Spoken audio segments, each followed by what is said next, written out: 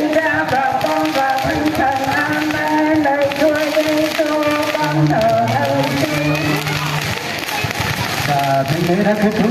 Sau thánh lễ xin được trân trọng kính mời quý chức cũng như tất cả các quý vị trong cộng đồng hưu năm sẽ dành thời gian ở đây để làm những công việc sau thánh lễ. Xin được trân trọng cảm ơn.